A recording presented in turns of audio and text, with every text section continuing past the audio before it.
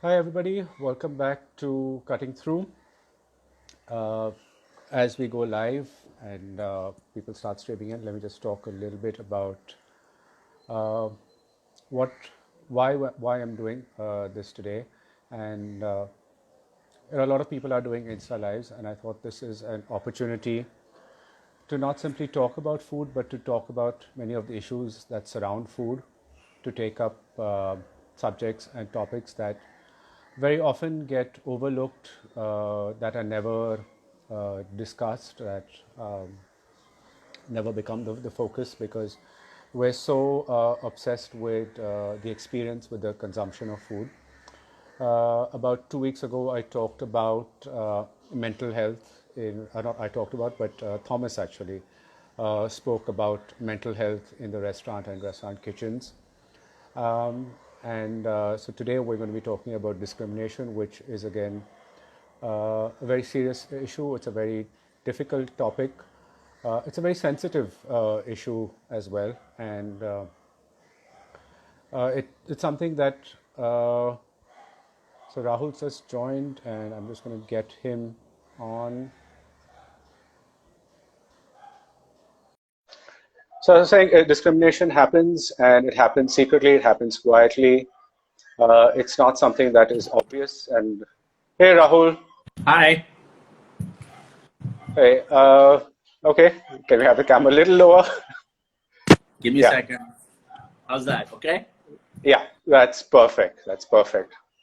So yeah. So I was just talking about the subject that we're discussing, discrimination, and how it's something that's hidden behind walls, that's not spoken about at all. Mm-hmm. And well, I'm not really going to introduce Rahul, because if you don't know who Rahul is, then you are on the wrong chat. That is for sure.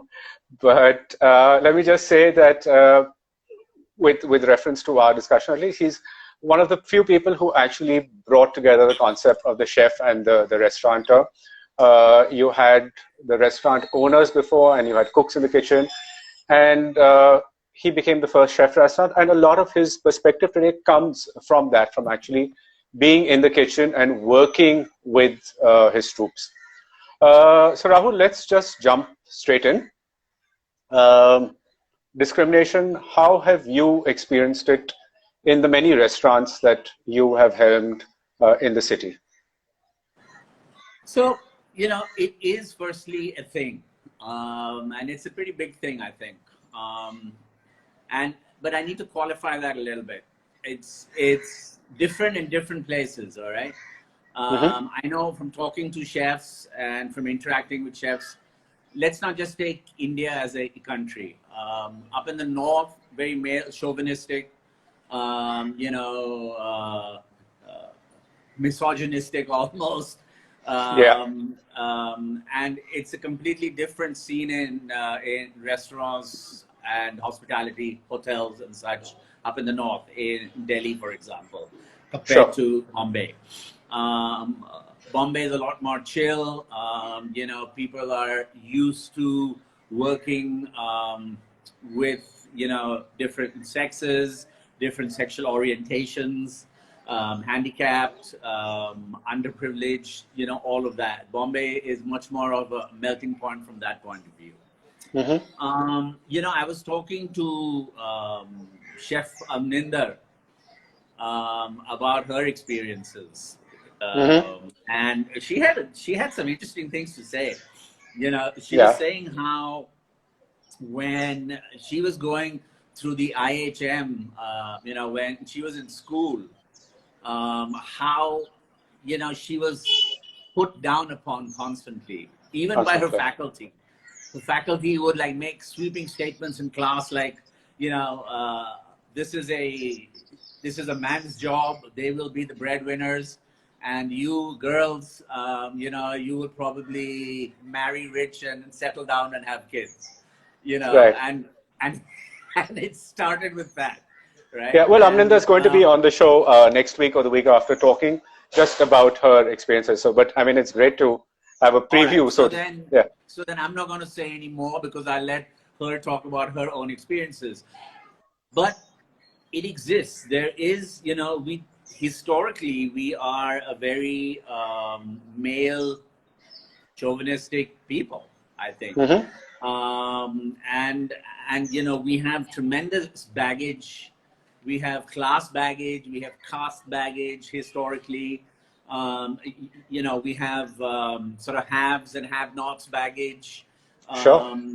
There is educated and uneducated. You know, sort of what's it? I educated and uneducated Labor workers. defines and yeah, and sort of rifts and such. And so, so to get over all these things is very tough, okay?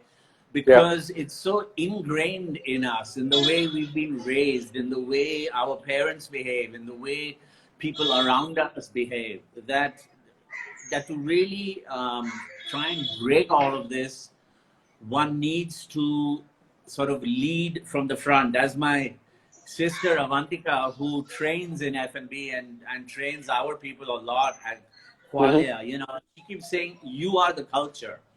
Okay, and what that means is that an organization's culture is passed down from above. Sure, sure. All right. But Rahul, let's get to that in a little bit. Could you actually give me some instances where you have experienced this kind of discrimination amongst, and I'm guessing this would be something internal. Well, okay, I personally, well, I used to be a violent stutterer. Okay.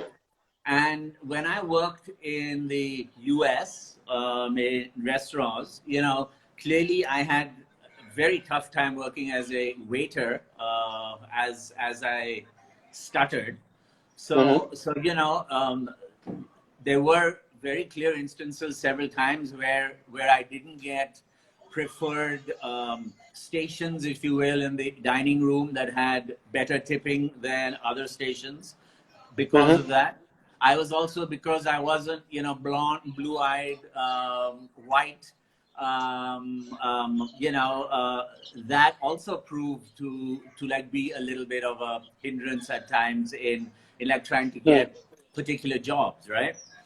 But then having said that, you know, you learn as an individual to overcome, all right? You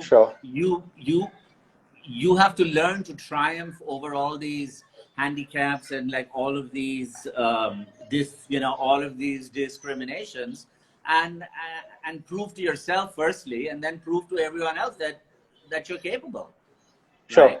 And so that's how it goes. And it's the same thing here. When like we hire people and we look for people to join our organization, I don't care that they don't speak English. I don't care what their sexual orientation is. You know, I don't care what their sex is. I don't care what their background is, their history is. As long as they have been able to demonstrate that they have triumphed over whatever problem they had in their life, right? If like they are able to overcome that, if like they have a positive can-do attitude and an attitude of somebody wanting to learn, wanting to grow, I take them on. I mean, we like take people on all the time who don't speak English, and then we train them to speak English and to. You know, that's an interesting point, Rahul, because you know a lot of people think that, well, if you're not a hotel management student or you're not a hotel management graduate, you know, forget about it. You're not going to get a job there. But to actually say that you're taking people with no training, with no background in the industry, that is something quite different from what everyone would expect. Yeah, but Antoine, we've always done this, even at Under the Over, right? Back in the days, in 92, 93, I used to hire kids from St. Xavier's college kids, you know, who like wanted a job because they like needed to earn money, right? Yeah. And they were the most amazing people because they enjoyed working, you know, and you could have a conversation with them. You know, they were intelligent. They were, you know, people like you and me and everything else. And we had a lot of fun. All right. Having said that, you know, we have always, for example, even back in the Indigo days, we used to work very closely with Salam Balak Trust and a couple of other NGOs like this and Mm-hmm. take street kids. And we, at any given time, used to have about 12 to 18 street kids working in the various lessons, right, across the city. And these are kids who had no education, who have no life, Mm-hmm. and we gave them everything. We gave them, we taught them hygiene. We taught them to cook. We gave them a purpose, and I mean, they were our best employees, because for them, every single minute of what they did and learned was a whole new life, Yeah, and yeah. they were so eager, they were so on the ball. Yes, we like had to, they had to learn what a Western palate was. It's completely alien to them, right? Sure. Yeah. And I remember walking in once to the Indigo Delhi Palladium, and this little girl who was working, uncle, aaj main fusilli sikha, and she was all excited about having learned to make pasta. And, Right, right. and these guys were amazing, and I've had a couple of them have gone off to become sous chefs and executive sous chefs on cruise liners zipping around the Mediterranean, and have probably seen more of the Mediterranean than I have, So, Okay. so these are amazing stories, and it just goes to show that the only thing that's lacking with people is opportunity, right? Absolutely. It has nothing to do with your ability. And it's so important to realize that, everybody comes from somewhere. Everybody has some story. Everybody has, no one is born with, a perfect life or a perfect background or perfect health or any of that. And we all have issues. We all have a story. The idea is to be able to recognize it, to recognize the fact that you're able to triumph over it, that you are willing to learn, that you're really dependable, and all of these things. And after that, Bob's your uncle. I mean, life just opens up for you. Yeah, but I mean, when you are from a lower caste, when you are like from the streets, many of these opportunities itself don't present themselves to you. You can't get to that gate in the first place. And also then even with the Salam Balak and a lot of these other kids who, even if you do hire someone from a lower caste or from the Dalit community, there are differences once their caste origins come up in the restaurant. Is that something that you have experienced? So you see stuff like this happening. I remember once classic. We were at Under the Over, and one day it was a busy weekend night, and my dishwasher hadn't showed up for the evening shift. Okay, this is an uneducated, menial labor guy, right? And so I told one of my cooks in the kitchen, I said, go and wash dishes. And he turns to me and says, "Ye mera kaam nahi hai. It's not my job." I said, okay, fine. And I went back, rolled up my sleeves, and started washing dishes. And then all the staff came by and said, sir, let us do it. I said, no, ye tera kaam nahi hai. Go back to your kaam. And just that sat with them, and they realized that the only common denominator with all of us, regardless of where we came from and who we were, was the work ethic, right? That there is no work that is beneath you, all right? There is no work that is mera kaam nahi hai, it's this kind of thing. And to inculcate that in people, the only way to do it is, as my sister said, you are the culture, is you have to lead. You have to be willing to explain to the people in your organization that there's no difference between them and you, I remember whenever, we train a lot with all our people all the time. And we always have. And I remember one of the things, and the reason Indigo was so known for its hospitality, is because regardless of who you were in the company and who you were at work at Indigo, where you came from or your background, you were all treated the same, okay? And you were all treated with equal importance. And I told all my guys that, on the floor, if you ever get into an argument with a customer who incidentally is not always right, Okay. Yeah. If you get into an argument with the customer on the floor at work, I will back you. Hmm. Okay. Regardless of the fact that the customer might be a personal friend of mine from the same social circle as me, whatever it was, I would never side against my staff in making a decision. We would then perhaps review things afterwards, and if they felt that if we all felt what they had done was wrong, it was incumbent on them to go back to the customer and apologize for what happened. But they all Sure. had this great sense of ownership because they knew that the boss, they knew that the boss was on their side. And there was this great sense of pride in everything they did because they knew that they were recognized for their efforts, that we appreciated their efforts, and we walked the talk, so to speak. Yeah. Yeah, but how did you manage things between the teams themselves? I mean, obviously you could not be there, you or Malini could not be there all the time, and these things happen outside of your earshot, outside Sure. of your view. Yeah, so I what won't happens then?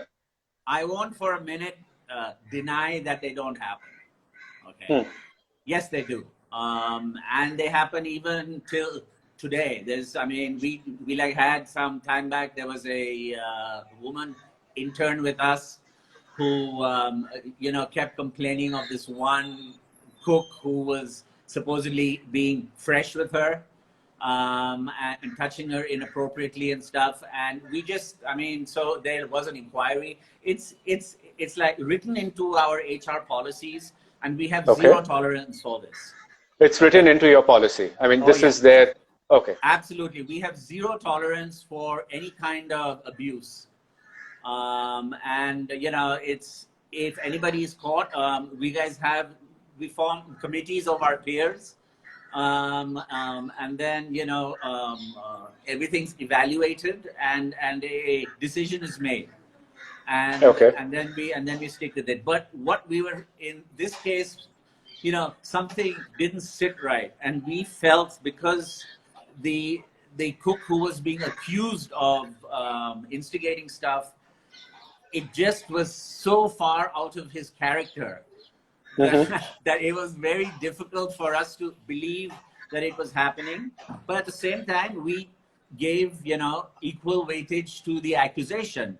Luckily, Sure. every square inch of our restaurant was on CCTV, and we were able to see really what happened on the occasions when it was claimed that there was some inappropriate contact being made, and it really wasn't. It was like a person coming out of out of the walk-in fridge and bumping into you, holding two or three GN pans in their hands, and stuff along those lines.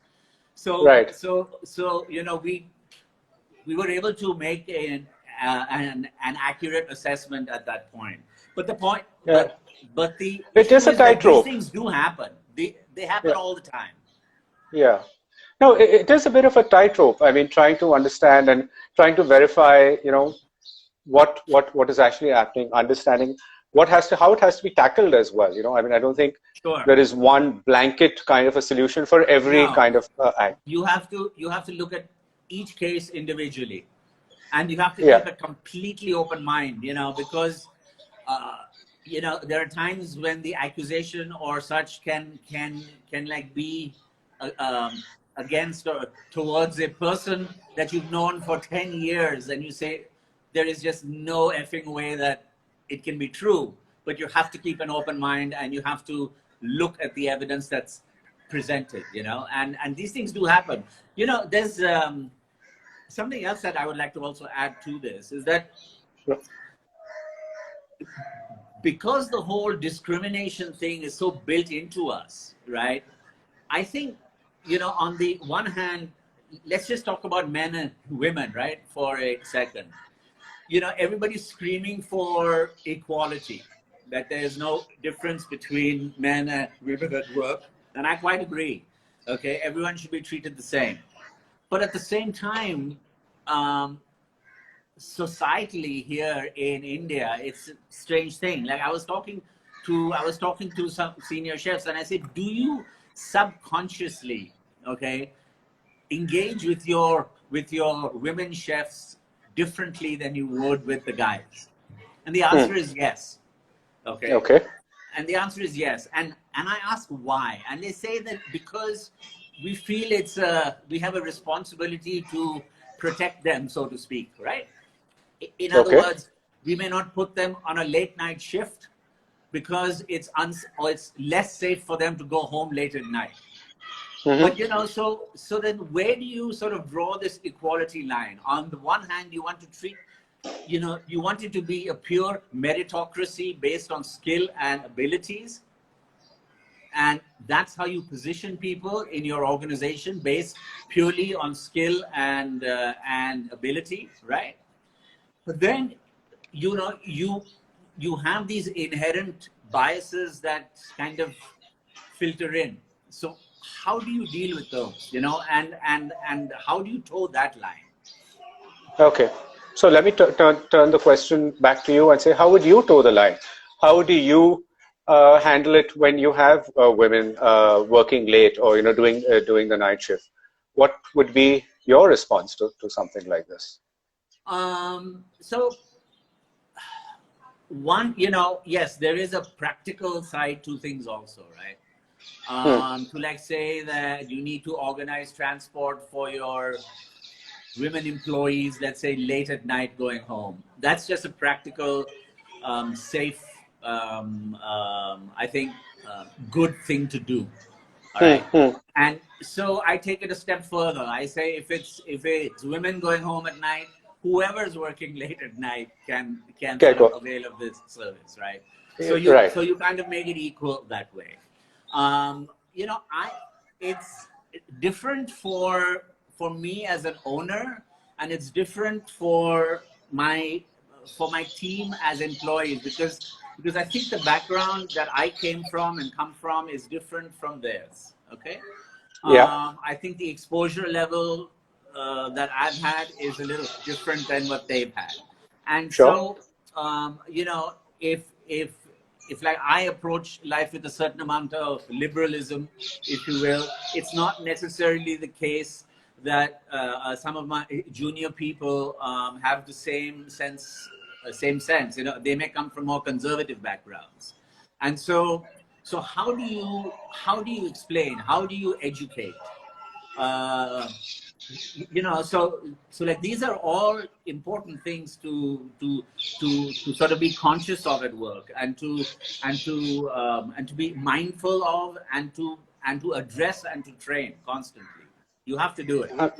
Absolutely. And I think that's what the whole point of this is, that really it's not for people like us, in a manner of speaking, who tend to be too, because there is nothing preventing like anybody from sexually harassing someone else, or like doing something silly. But the point is that, again, it's top down, right? So like you always have to be and lead by example.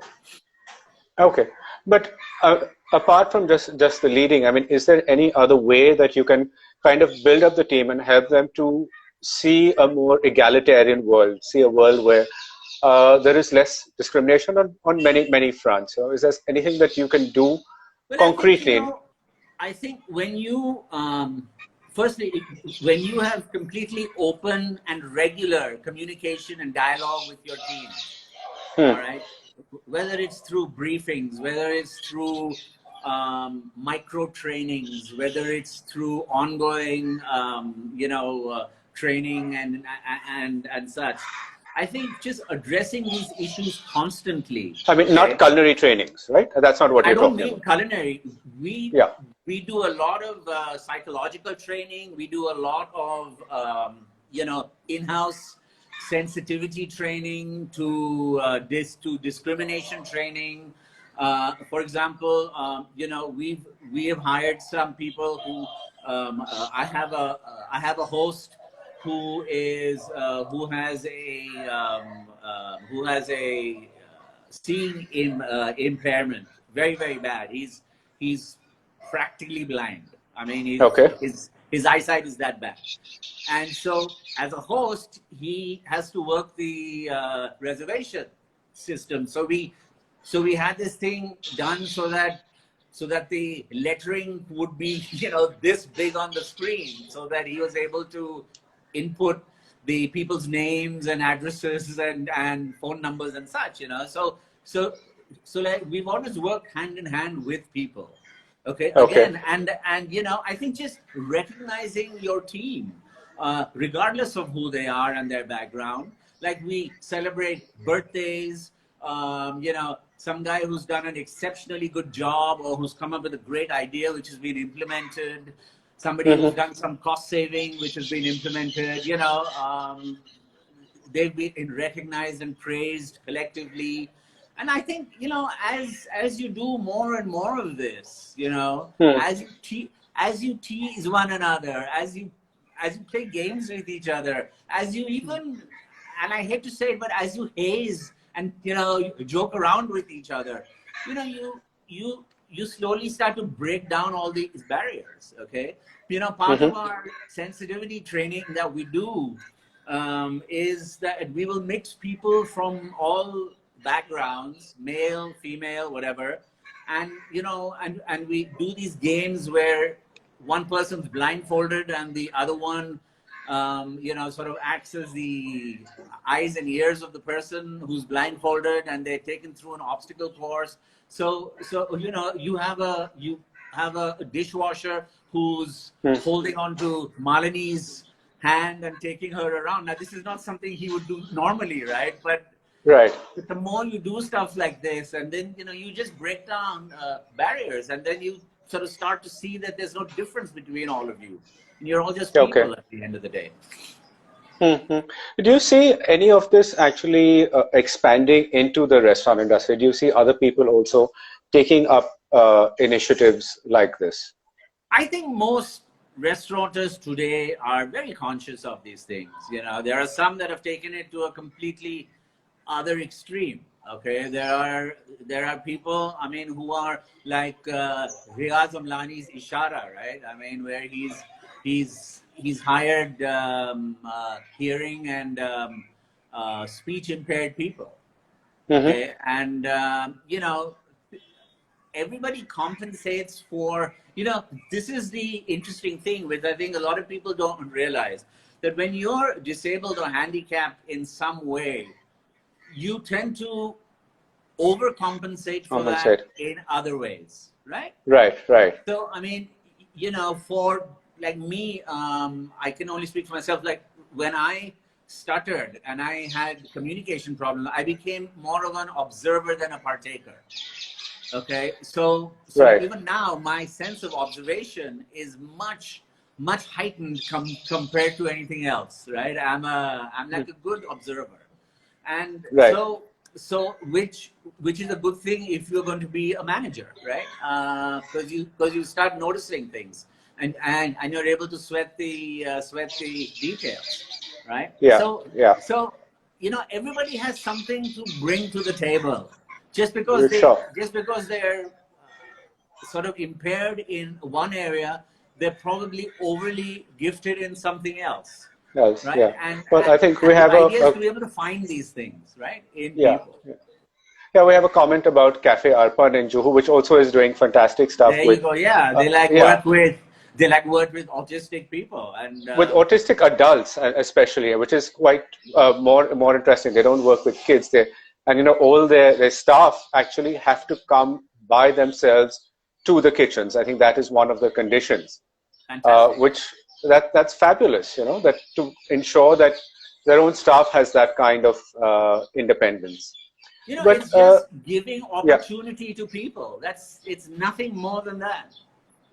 Yeah, I think that really is such a key element, giving those opportunities. And, when you were talking about not just making it with Bombay, and this is now an international issue. And one of the things with the Black Lives Matter area, with the protests, is that people are also talking about giving African American chances, and about bringing them into restaurants in the same way, and the way that you were talking about the students, about them not knowing any of these. To take it a little bit further and say all lives matter. It's not just Black Lives Matter.